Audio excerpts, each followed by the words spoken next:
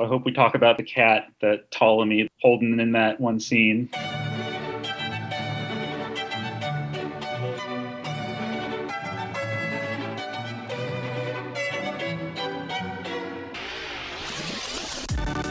Okay, going again, guys. All right, hello, and welcome to Movies We Dig, the podcast about film, antiquity, and everything in between. I'm Elijah Fleming. I'm Colin McCormick. And today we're going to be talking about Cleopatra, the 1963 historical epic starring Elizabeth Taylor as the titular Queen of Egypt. And I am super excited to introduce our two awesome guests this week. We have Dr. Nicole Becklinger, Assistant Professor of Engineering at the University of Southern Indiana, and Dr. Jeremy Swist, the heavy metal classicist himself, adjunct lecturer in classics at Xavier University and the University of Texas at San Antonio. So Jeremy, Nikki, welcome you guys. Great to be here. Thanks for the invitation.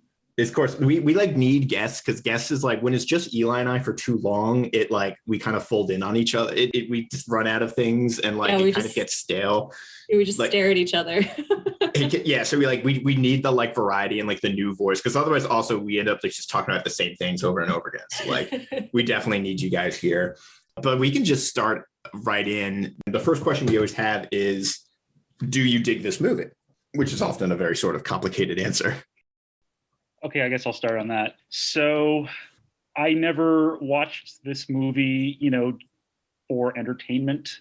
Obviously, it came out, decades before I was born. And so, like, I've heard about it, brought up in my, history classics classes as an undergrad, but I never actually watched it until a few months ago when I was doing some research on the reception of Cleopatra in heavy metal. And I figured that, because of the influence and just the cultural impact of Liz Taylor's portrayal of her, I thought it would be, important for research purposes, and it was. But man, it was a slog getting through those 4 hours. Like I have, legit ADHD, and, it was a tall order getting through that. And I watched it again last night, preparing for this show. And now that I kind of knew what was going on, it was even harder to pay attention. So I would say it's not really a movie that I would dig. Yeah, how about you, Nikki?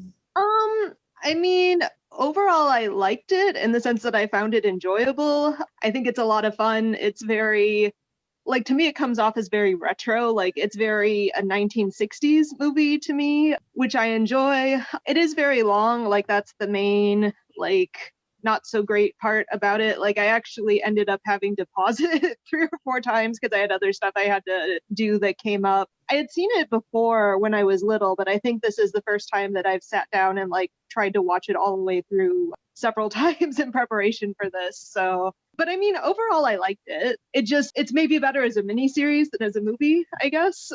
Yeah. I was actually totally going to say that. It feels more like a miniseries. If you break it into like 4 hours. You could chop it up into like 5 or 6 parts easily, I think. And like it would flow much better. Especially since they have those time jumps and the intermission. I mean, it would be really, really easy to just divide this into episodes and call it a miniseries. And I think that'd be great. Mm-hmm. I watched HBO's Rome, 3 times through since it came out. And so I really enjoyed that show. And, even though season 2 has all its problems because it was rushed, I still really enjoyed it. And so I was sort of viewing this film kind of with that set of expectations and thinking, a miniseries would work so much better for this, just 15 years of history that they rush through here. I kept finding myself actually, because it's been years since I don't think I've seen Rome recently, at least. Probably not last time I saw Rome was like maybe close to when it came out, but I kept finding myself like flipping back. I'm like, how did they do this in Rome? Because I have like memories of like Cleopatra's character, and I like kept jumping back and forth, like pulling up YouTube to like do like a side by side. Yeah, I feel the length thing. I like Jeremy, like the ADHD, like the thing I struggle most with in watching movies sometimes is like pacing. And if a movie is slowly paced, I have a very hard time. And I think that's just a testament of like my age and like the generation of movies I kind of grew up with and watch now. But we've also been like Eli and I have been we're starting to go through these kind of classic Hollywood ones, which are just generally slower paced. That's just kind of the nature of it. And like the most recent one we watched was Quo Vadis. And I like this one way more than Quo Vadis. Yes. I completely agree. I was going to say, if we're just comparing this to the other like recent, I guess, classics old school long movie, this was much more entertaining than Quo Vadis. Yeah, and I know it's like 11 or 12 years after, but it really shows. Like, it just looks better. Like everything's much more sort of fleshed out. Yeah, like the writing seemed to be much better. The characters actually seem to have characterization, dare I say. Mm-hmm. Yeah, we're gonna get into that. Okay. Good one-liners, yeah. Yeah, I wrote down a bunch of the quotes that I kind of liked. The soup is cold. The soup is hot. Antony is living. Antony is dead. Oh, yeah. Dead, yippee. Yeah, I have problems with Octavian's character in that, but yeah, I have like sort of my docket. He's low down, but yeah, had you seen this one before? Because we mentioned, like, I feel like everyone who has ever taken like a intro to Rome or ancient Mediterranean civilizations or something like that has probably seen the like famous Cleopatra's entrance to Rome. So I think I'd seen that, but I had never seen the movie before. It took me 2 days to watch this, admittedly. Same, yes. No, I did it in 2 sittings. And I have a couple different things on that. But yeah, I feel like every like young classics undergrad or archaeology student in like my generation, we would watch that in class, her procession into Rome, just as sort of a reception kind of analysis and an actual just like, view of the ancient world. So that part I have seen multiple times, and I had never actually seen the rest of the movie, and I had very little idea of like how much it encompassed. I was like, oh, Caesar's here, cool. And then I was like, oh, Caesar's already dead. Oh, I guess we're going all the way. Well, and then Actium happens, and I'm like looking, I'm like, there's like an hour left of movie. Where are we going from here? Exactly. And so I didn't really fully understand how much it encompassed, but I did read that originally they thought it was going to be 2 movies. Right? Well, the original cut was 6 hours long. Yeah. And they wanted it in 2, and then 20th Century Fox, who by the way was almost bankrupted by this film. It was the most expensive film ever made and remained that for a while. I looked this up actually, but at the end we can play I have a little trivia game of like what's the most expensive films all time. This one's still in 26 of all time, adjusted for inflation. Wow. But yeah, there's all these nightmare stories about the production. Like, they filmed the first 10, they spent like $7 million and came away with like 10 minutes of footage, fired the first director. Taylor and Richard Burton were having a real life affair off screen, which was a whole scandal. But yeah. Wild. Yeah, well, I find myself, I liked Rex Harrison better than Richard Burton, but maybe that's my hot take. I don't know. Yeah. So let's start with, I think like due diligence. Let's start with just Cleopatra herself, because I have thoughts that I'm still piecing together, and also just because Cleopatra is kind of coming back into the news cycle a little bit. But yeah, Liz Taylor, Cleopatra, 1963. What's going on? What do you guys think? I mean, it's still, I'm going to say this a lot. It was very 1960s. Like, this is very much a 1960s movie, not a historic movie, like with a thin veneer of history laid over it, some of the major events laid over it. But like just her portrayal of Cleopatra as a person, it's very, very like much in that kind of romanticized, oh, she's just doing this because she's in love with all these men and that's what's driving her. And I think if you look at the historical figure, that's not so much the case. I mean, the historical Cleopatra was just a brilliant person. She spoke all these languages. She was actually the first ruler of Egypt in several hundred years to learn how to speak Egyptian.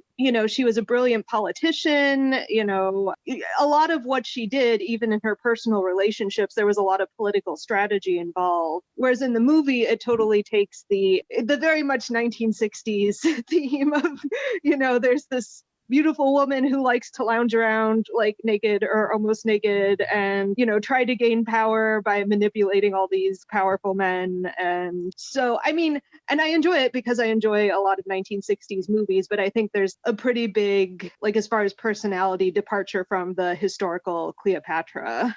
And, the lenses I was viewing this through was, my research that I've been working on the reception of various ancient women, mythological and historical, by heavy metal bands. And heavy metal bands received Cleopatra and others kind of in two ways that kind of do a disservice to the historical figure, which is one way is more in line with what Nikki just described, where, her priority was love and sort of everything else was secondary to that. And, a lot of heavy metal bands, play with that.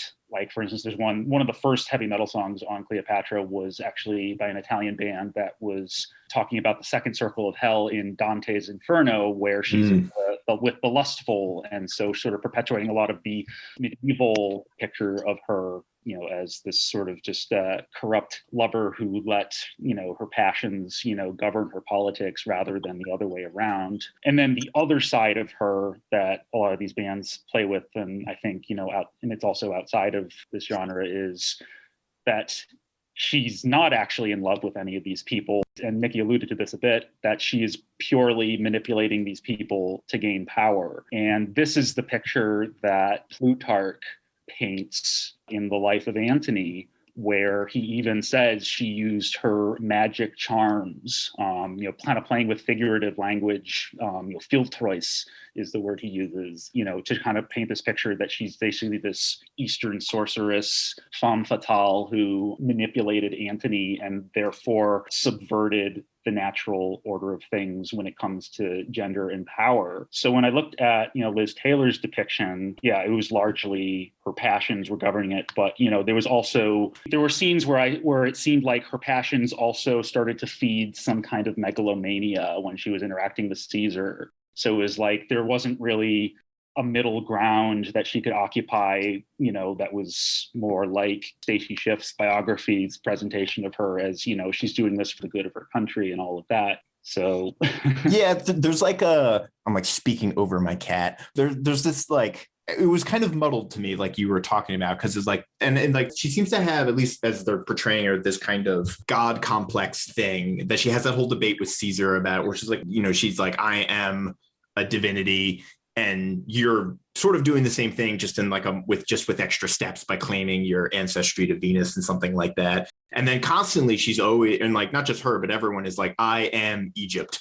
And like that sort of conflation that Cleopatra is Egypt, and then it's sort of, it's very like, it's a particular kind of, I guess, of view of monarchy or something that's very like Sun King-esque, to be like, I am the state. But like there was almost this conflicting. And my thought was like, how much has this character and this portrayal sort of influenced just other sort of female characters? Like how many, like for the next however many decades are female characters, or quote unquote like strong female characters, like kind of riffing off Cleopatra? Because she has a lot of really great, like, again, air quotes, like girl boss moments or something like that, where she like really tells somebody off, or just kind of put somebody in their place, or like has like a really biting comeback. But then also just the way they shoot her, and have the way all of her outfits, and like the amount of just bathing scenes they have, and the way they introduce her, that really kind of cut against one another. And it's just I'm like confusing my own points, because I don't even know quite how to tease it all out, because it's all very wrapped up in one another. So another thing they're kind of doing, so Cleopatra was part of the Ptolemaic dynasties, which were like much later in Egyptian history. And you also have this thing going on where their history part of it, a lot of it is drawing back to like earlier times in Egypt, like New Kingdom, 18th and 19th dynasty. I mean, there were periods in history where the pharaohs, the rulers of Egypt, were thought to be literal gods.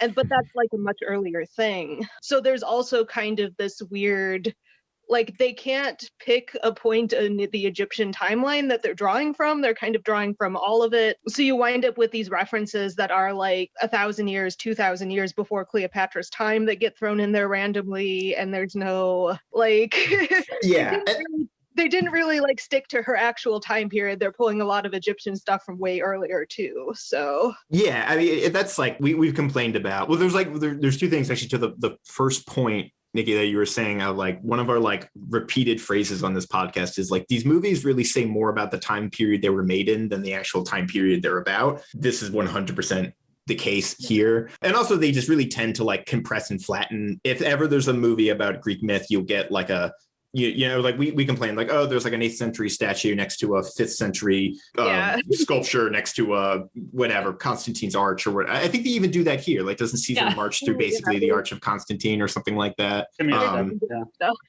It's a very impressionistic way to like, and it's I mean, this is a complaint people have about a lot of movies, about not just historical movies, but just anything dealing with sort of another culture, where it just tends to kind of like flatten it into this like packageable, here's all the Egypt stuff, here's all the visual iconography of Egypt that you recognize, you know, the headdresses, the scepters that she's always carrying, the jewelry, the art, the hieroglyphics, everything. Throw it all in there. Oh gosh, and some of it is so bad. What stood out to you as particularly heinous? I want to hear. Like that kind of first scene with the Egyptians where it's her brother, I think that would be Ptolemy the 14th? 13th. No, 14th was the second one. 14th was the 12-year-old she married, but then like her teenage, early 20-year-old brother, that's the 13th. So his advisor, simultaneously good thing and bad thing, they had him wearing a wig, which is, I don't know as much about Greco-Roman overall, but like Egyptians wearing wigs, this is a thing that pleased me. But then at the same time, he's wearing this like flat, like pleather collar thing with like some random designs on it, and it's like that collar just irked me for some reason, because I mean they would wear the collars but they would be like made out of gold and beads and they would be like proper jewelry. With his, it's like they took some sort of fake foam thing and stuck some vaguely Egypty looking things on it, and I'm just like, it's like from a Spirit Halloween. Yeah, like this character simultaneously pleases me because of the wig and irks me because of that collar. Like it was definitely like all of the Roman armor you can tell was like foam board. Like when Antony takes something off, it just like, you know, wobbles all around. They're like whacking their shields and you can see them like kind of wiggling. And all of the 1960s, like the gold lame fabric on everything, like cloth of gold does not look like that. That is very obviously 1960s fake plastic shininess. Thing I thought about was, you know, the first scene where you see Alexandria and you see what looks like the palace, and it's a very Greek style palace looking. So I was like, maybe they will acknowledge that these are Hellenistic kings and queens instead of, you know, they're not coming out of like a big pyramid or something. Old kingdom pharaohs. But you know, once you go inside, then there's all the pharaonic artwork and, you know, the dress and all these other things. And I'm thinking about, well, yes, and Nikki can elaborate on this. You know, the Ptolemies would present themselves more as Egyptian in public, but inside the palace, you know, it would be much more Greek style presentation. Yeah, and I mean, not a lot is known exactly on where that line was, like how much they were like just in their everyday sitting around the house, if they would be dressing more like Greeks or more like Egyptians, because all we really have of their stuff is the state portraits, which they were kind of obviously playing both sides. Like you see, you know, some very Greek and very Roman style statues, coins, things like that. And this goes for all the Ptolemies too, not just Cleopatra. But then they also have themselves portrayed in a very traditionally Egyptian way, you know, trying to go back to, you know, what things were like in the New Kingdom. Mm-hmm. And not always doing it very well. Like some of the Egyptian side of the Ptolemaic art is like the sculpture and the quality of the work is not necessarily up to par with some of the earlier stuff, but you can tell that they were really trying to like go for the same gist. Right. So I guess we could also touch on, I guess, like who we think is appropriate to even play Cleopatra, if she is this sort of amalgamation of Ptolemaic ancestry, which is technically Macedonian versus Egyptian, and how we've had a resurgence in this argument, right? Because Gal Gadot has been announced to be playing Cleopatra in a new biopic. So yeah, do you guys have strong feelings on this?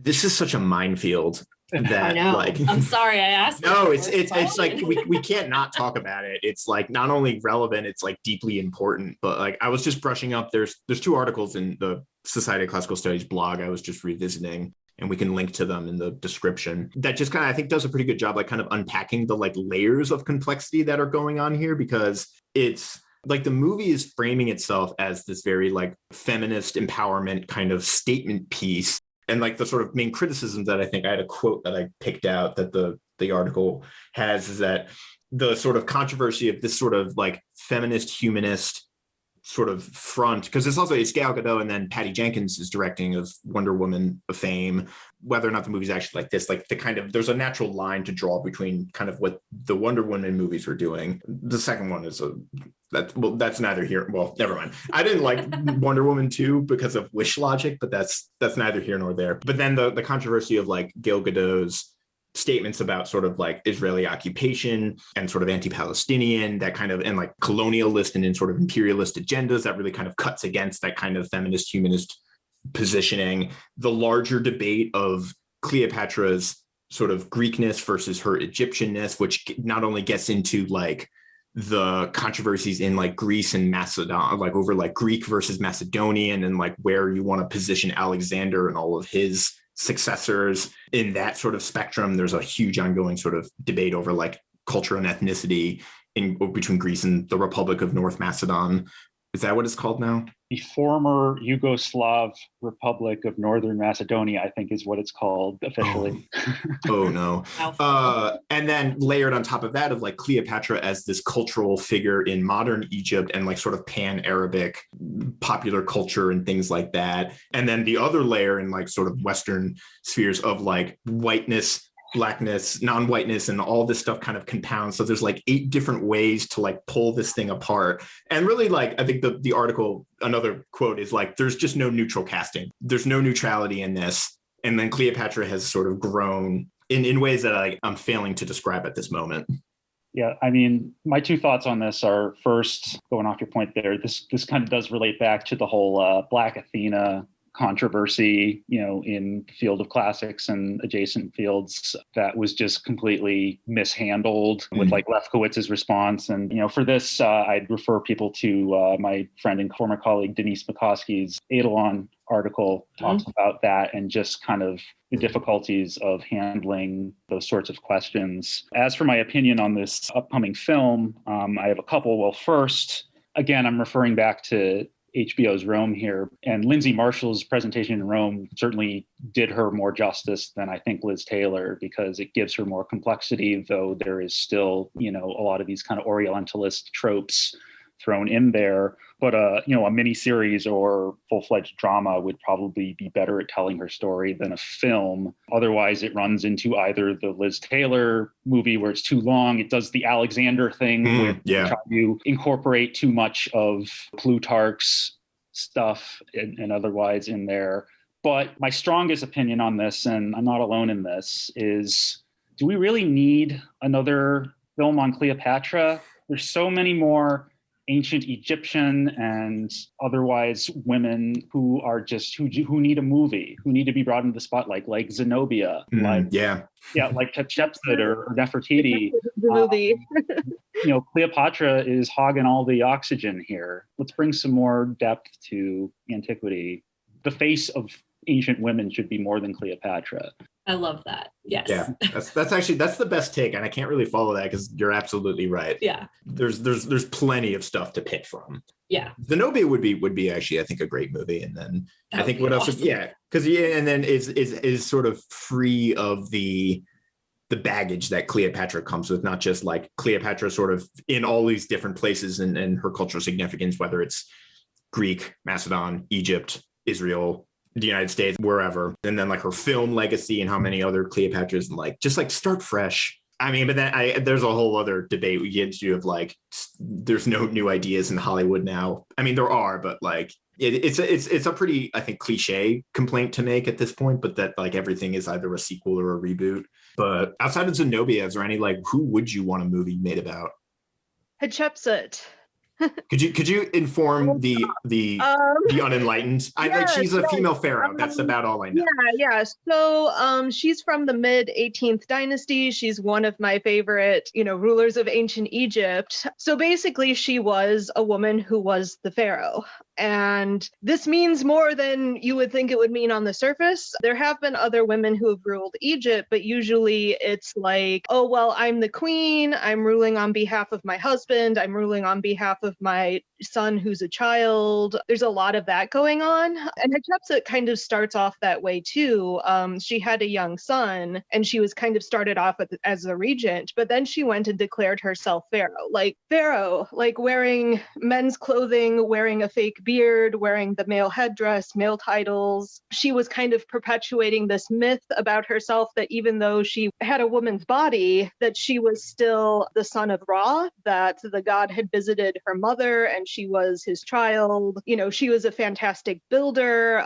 She had an amazing architect that she worked with and built a number of different, temples, monuments, sphinxes, and she ruled for, I don't remember the number of years off the top of my head, but a relatively long time. More than most, right? More than what you would expect, given the lifespan of typical people at that time. But she lived to a fairly old age. She established all these trade relations with other countries. She was really like a heck of a ruler, any way you want to cut it. And nobody knows about her. And that's so sad. Yeah. She should totally have her own movie, I think. I already want to watch this movie. Yeah, it sounds great. The whole just that whole dynamic you described about the being the son of Ra, to my mind opens up so many different possibilities that you could take that idea that it boggles the mind. Or I mean, no, I was gonna bring my pessimism in, but or they could just really mishandle that. Yeah. So. I wonder if this is then my pessimism talking, but that because Hatshepsut was so awesome and didn't have any sort of crazy disaster or terrible end that we are not as interested. We need a tragedy. We need a tragedy, and Cleopatra and fall of the Roman Republic is super tragic, and therefore that's where we put all of our attention. Are we just that negative focus? There was some drama. I mean, eventually her son did get older and kind of went, okay, it's time. I'm ready. And then she's like, nope, and just kind of shut him down. So, I mean, you could play up to that. Her son was Ramses. Was he a Ramses, a Thutmose, or? An Amenhotep, I believe. Okay, all right. Yeah, Ramses was later. Yeah. Or was he a Tutmosis? I forget. For some reason, I thought it was one of the more notable ones. I mean, it's a commoner name. Let me check this here. Sure. He was a Tutmos III. Okay, but that's a significant one, right? Not particularly. I'm thinking of Tutmos III. No, I mean, there were some other ones that were. I forget which numbers. There were a number of notable Tutmoses. He was not one. And that might play into the idea that, in order to get her movie, there has to be a significant male figure that married to one too. Be involved.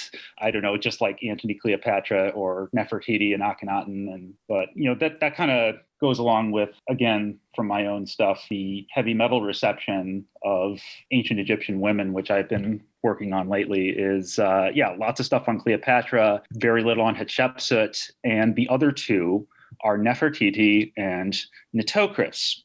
And pretty much all the songs on Nefertiti, are sung about her in relation to Akhenaten, whether it's talking about Akhenaten or the two of them as these kind of rebels who, defy Egyptian religion. Or on the other hand, there's Akhenaten's this proto-Constantine who is trying to get rid of the true religion. And then there's some songs that even play into the Cleopatra stereotypes that she actually manipulated Akhenaten. And then with Nitocris, she is, I believe, according to Egyptologists, actually never existed, and that she was made up or misheard or whatever by Herodotus, who told this story about she came to the throne after her brother, the pharaoh, was killed, and she brought in all of the people who were responsible for his murder to a banquet in some underground chamber, and then at some signal, she released some lever which caused the waters of the Nile to flood the chamber and kill everybody inside.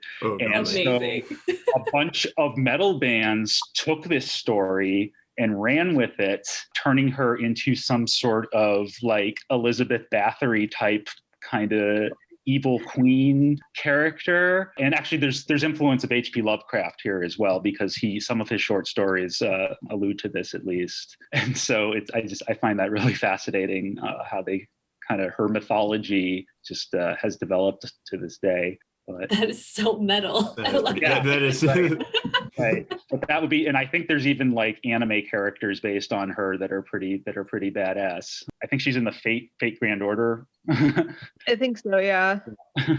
So speaking of like other rulers to sort of pivot, not to like completely confirm Jeremy's point about the like necessity. We were like complaining about they feel the need for male characters around it, but I was going to say we could talk about the male characters or the male characters around Cleopatra, because also, and then the other, I forgot to mention this earlier, but this movie is my sort of final thought, I think, on Cleopatra is also like, this is an understanding of Cleopatra very much as mediated through Roman sources. Like they say right up front that it's Plutarch and Suetonius and Appian, I think, are the main sources. And maybe that's just to give themselves like an air of authority or something like that. But like this is, you know, Cleopatra, and we've touched on this already, but like Cleopatra, particularly as presented by Octavian, who really made a point to sort of demonize her as this sort of foreign orientalized usurper, seductress, sort of witch type kind of character. And this movie very much operates under those assumptions. Well, it could be worse. At least it's based on like Plutarch and like Cassius Dio and Appian, and who are a bit more even-handed than, say, you know, Virgil or Horace and propaganda. Yeah. And I think that's one thing where this movie did better than like HBO Rome, because like in this movie there was the theme of, you know, civil war, and like Caesar especially was, you know, very quick to point out that like this isn't a victory if it's over fellow Romans, and that, you know, they clearly showed Romans fighting on both sides the whole way through. Whereas at least in HBO Rome, there's more. I mean, I think they're conscious of this. They bring in the propaganda that it was basically, you know, a war on Egypt, and that Antony was basically completely under control, under the spell of this witch, that's what they call her. Though they're bringing in a bit more nuance to that, because they bring in the newsreader who, you know, presents that, and then Maecenas is in the background. So, you know, oh, this is the, you know, the propaganda machine. So that's just something I thought about. At least this movie gives more of that kind of theme. Yeah. But yeah, we could talk about it, because I was going to say, of the two sort of halves to this movie, there's basically a Caesar half and an Antony half. And I like the Caesar half much better than the Antony half. And I think that's just because I like Caesar in this movie a lot better than I like Antony.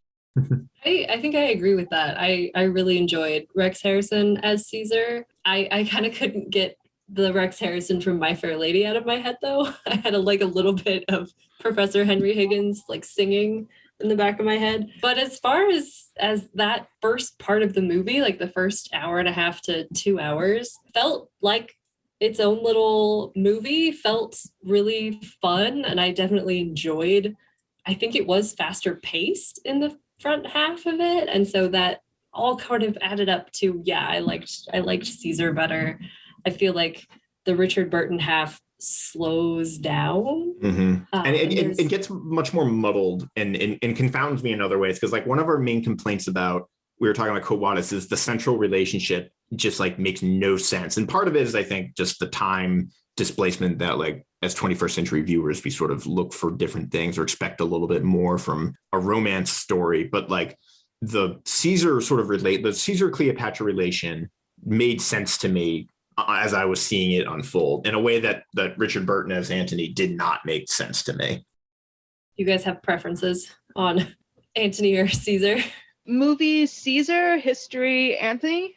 That's fair. Yeah, that tracks.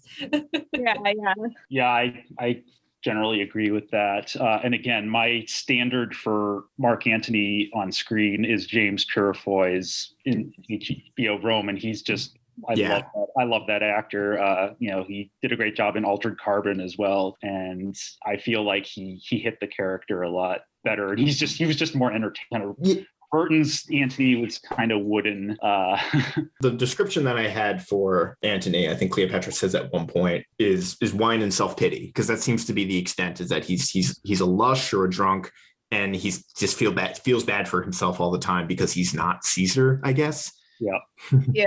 Which again, like, just confounds the whole Cleopatra relationship. So like when Caesar and Cleopatra meet, there's kind of this, like, they play this they have this back and forth that I really liked, and which was really kind of got me into the movie. I'm like, oh, this is because they're kind of having this like witty repartee, and they're like talking statecraft, and and their sort of relationship develops organically. And then the movie seems, at least I think, seems to be positing that Caesar's bid for power, his desire to become emperor, dictator, king, or whatever, was sort of Cleopatra's wish being realized, that she wanted him to declare himself a god and be recognized like in Egypt, and her sort of unwillingness or inability to grasp the way that Rome is going to sort of buckle or just really kick against the idea of like a king, which is what runs Caesar into the trouble that he gets into. But yeah, I mean, I like that Caesar's his professional matter of factness. Like when he gets up, like I think one of my favorite parts was when Alexandria is being attacked and Caesar goes up to the battlements and he's got this like, oh, I guess I'm gonna win another battle. And he's like, those catapults, go destroy them. And his men just like form up and like walk out and like take care of the catapults. And he's like, yep, all right, I'm gonna go sleep now. Like things are well in hand, which strikes me as like that's kind of a Caesar energy. I could see that. Yeah, one of my favorite scenes, which kind of demonstrated kind of this, clash of two worlds between, Rome and Egypt, is the scene where they're talking about Catullus, which is strange that they would be reciting Catullus in Alexandria around the same time he was writing that stuff. But at least they got it mostly right. And then I had my nerd moment where I was watching it with my partner Tracy, and I was like, oh, that's Catullus. And then like 3 seconds later, they're like, oh, you're reciting Catullus. And I like turned with this like shit-eating grin on my face. I was like, look at my degree going to work. But yeah, one of my favorite one-liners from the movie is Cleopatra says to Caesar, Catullus doesn't approve of you. Why don't you have him killed? And I felt that was just really illustrative of kind of how she's trying to get Caesar to become a proper, Egyptian or Hellenistic monarch. And that's just incompatible with, how things are in Rome and how he sort of, he doesn't really become that tyrant till the very end, but that resonated. Yeah, I think I saw that also in like the very beginning when Caesar like shops his way up to the front steps. And he says something like, you're all dressed so wonderfully. Any one of you could be a king. And it's very like, I don't know, almost like anti-monarch, standard Roman kind of feeling that obviously then goes away toward his end part in the movie. But the whole thing with him, it was consistent with the story and, again, the character development we just touched upon. But just, as ancient history people, it just rubbed me the wrong way that he's like, I want you senators to declare me king tomorrow.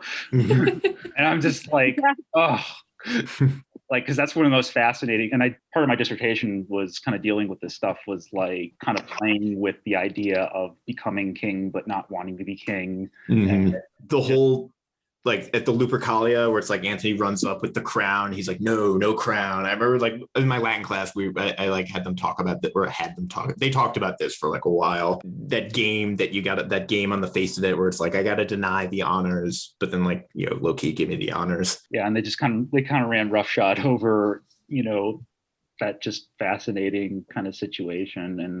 And then you get to Octavian, where basically he's already got that God complex already, but Octavian there wasn't really complexity to him. No, yeah, Octavian was turned to me. They turned him into he's the main villain of at least of the back half of the movie, and was a very kind of like reptilian almost. I don't know how to describe. Like he's very like when they introduce him, it's like this guy like is incredibly like wound up, super tight. He's like that kind of villain where he's like super self-controlled and plotting and methodical and kind of like controlling in different ways. It is a particular take on Octavian, I guess. Yeah. I think when I was watching the second half, Nick walked in and like watched a little bit with me, and he says, is Octavian always lying down? He's like, well, yeah, because he never, or like lounging. He never shows up to the battles because he's like seasick or like has stomach cramps or whatever it is. He's like, I haven't seen Octavian stand up once. Like, yeah, he's like, like in HBO's Rome, they definitely lean heavy, particularly with like young Octavian, where he's this like little young Republican political mastermind guy. Like he's just kind of like conniving little like twerp who just kind of has some like weird insight on politics. But then we've talked about this before, but I recently rewatched I, Claudius, which I love. But in that, like Brian Blessed as Augustus is he's like, oh, you're all my friends. Come in, like, let's have a party. Wonderful. He's like your like uncle that is jovially talking, which is just like, yeah, these very sort of disparate Octavian / Augustuses. And there's ancient precedent to that. Like, so, you knew I was going to bring Julian into this. But the Emperor Julian wrote, one of my favorite works of ancient literature, a satire called The Caesars, where, all of the gods have all the dead Caesars, deified emperors come to a banquet and they process one by one in order of their reigns. And Octavian comes in and he's described as just changing colors. Mm-hmm. Constantly like a chameleon. And I think that's great and that's why there's so many different takes on him, because he kind of, even people in the ancient world had that impression of him. He sort of changed the plumage to blend in with the environment. Yeah. And that's his, he the savviness of his, this is my reductive take, and Jeremy, probably you know more about this, but that like as Antony kind of pieced out and like became sort of distant and separated from Rome and what was going on at Rome and like kind of alienated himself from his own country, Octavian stayed very close to keep his fingers on the pulse at Rome and like sort of read the situation, which is how he was able to sort of turn public opinion against Antony in the way that he did. And like most famously when he reads the will out loud and he's like, oh, look, Antony's going to give everything over to Egypt. He's going to capitulate and he's a traitor. So like, let's go to Actium. That was one of his savvier ploys, for lack of a better word, which I guess brings us to the third member of this trio, Antony. And Nikki, you said historical Antony. Yes. Richard Burton Antony, hard pass. Yeah. I mean, and this is just my impression. Like, I can't like cite academic sources on this, but my impression of him is just like a guy is that he was a lot more like involved with Egypt, that he was a lot more interested in the country as a whole. I mean, I get the impression by some of the things she did towards the end of her life that Cleopatra really cared about him somewhat, more obviously. I mean, not that she didn't care about Caesar and not that there wasn't a political element to all of this, but like just the way that she's like said to have reacted to his death. Some sources have it that she like was clawing at her chest and just was so upset and so distraught. Like it really gives me the impression that she cared about the guy. And I also get the impression that he cared more about like the people of Egypt, maybe more so than Caesar. But again, that's all impression. That's not, not in any way scientific, but. I mean, it makes sense that he wants to win over the Egyptian people because Cleopatra doesn't have to. That's already guaranteed. So, especially if he's trying to think of how to create his own version of becoming Roman Empire ruled from Alexandria. Yeah. My like main like sticking point particularly with Richard Burton's is that as I understand them, and I'm not super up on Antony as the historical or even just the reception of Antony, but is that he's this guy, he has this kind of energy, like you were saying, the HBO Rome, I think, kind of nails this, where he's got this like this kind of infectious charisma and like a real capability. He's Caesar's right-hand man for kind of a reason, that he's out there,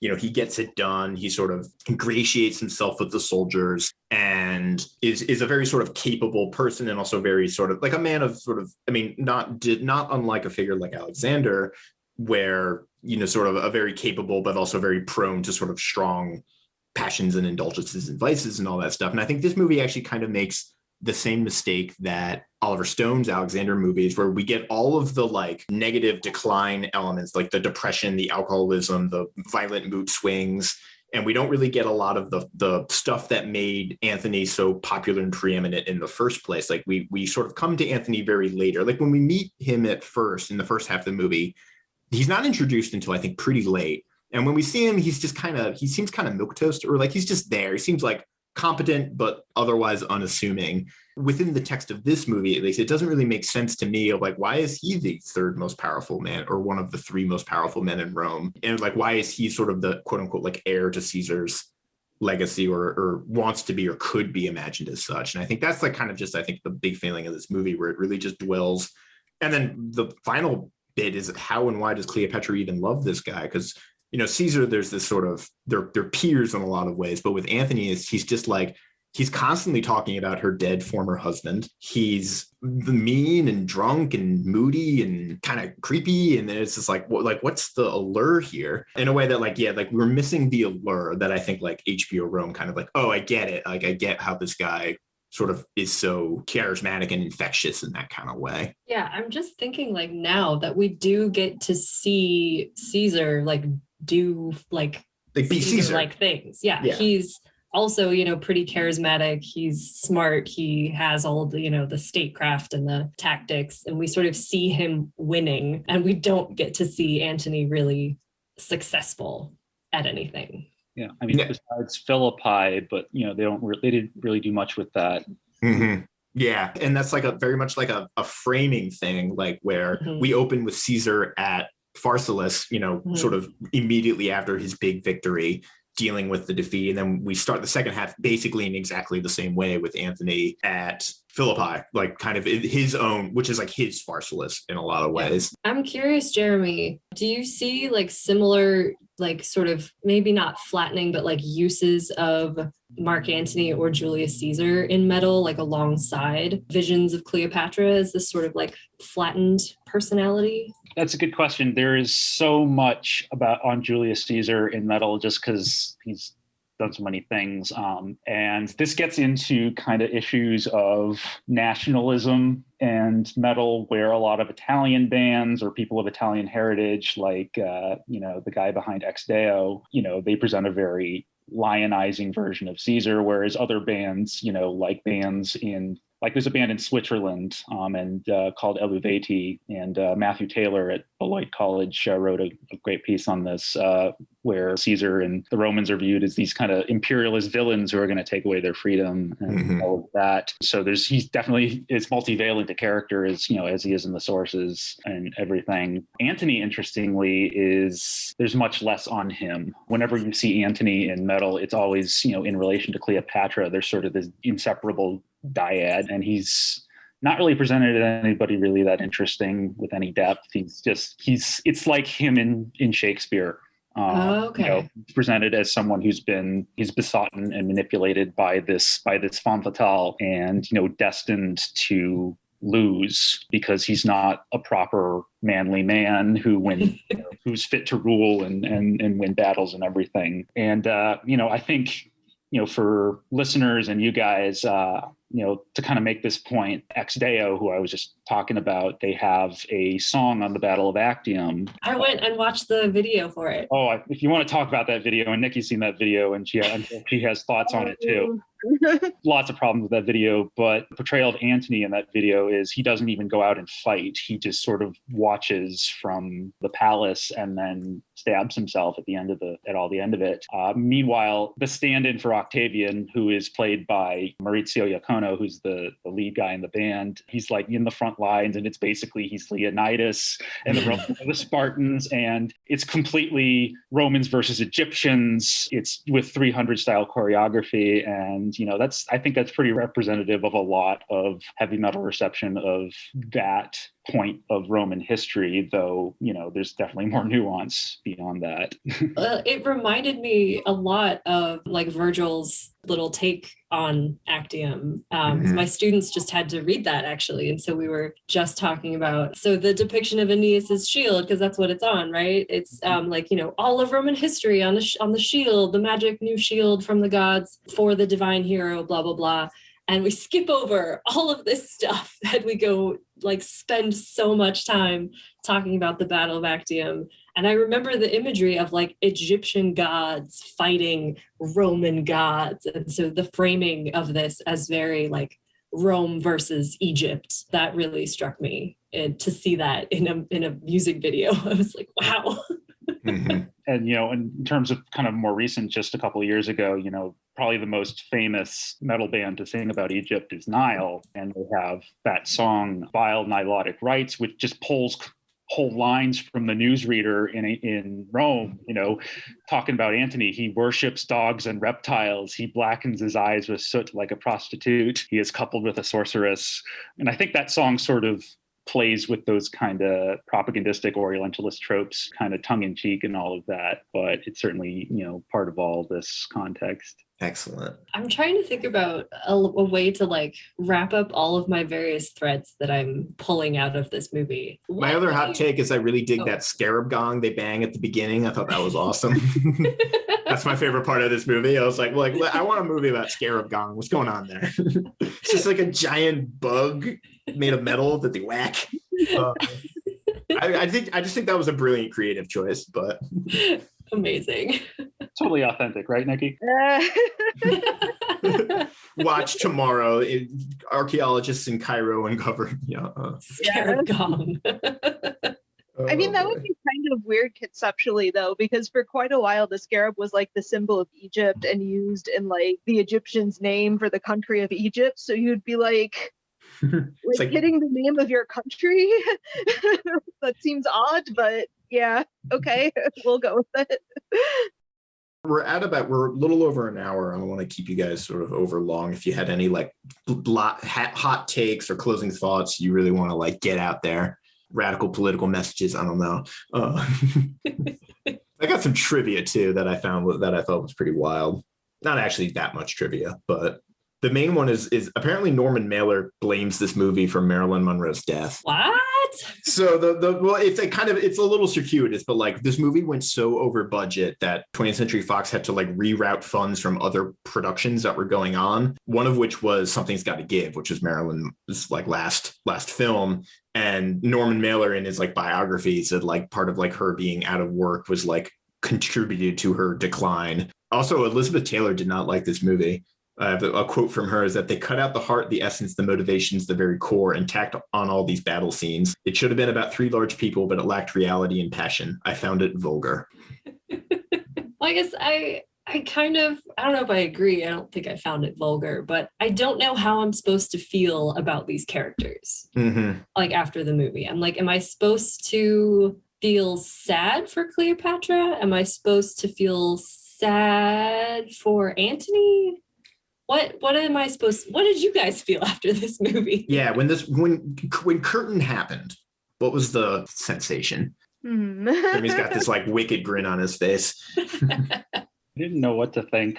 It was kind of I understand that the ending with tableau of her lying in state with her, her shininess, and the kind of the send off, such was the end of the last of so many noble rulers, which I thought was an awesome dig at Octavian. It's like Queen Padme Amidala, like the Ptolemies, noble rulers. Yeah, maybe a couple of them like her, but there's some yeah, the Ptolemies were interesting. You get a couple of teenage twerps and weirdos. A lot of people killing off their own family members in the Ptolemies.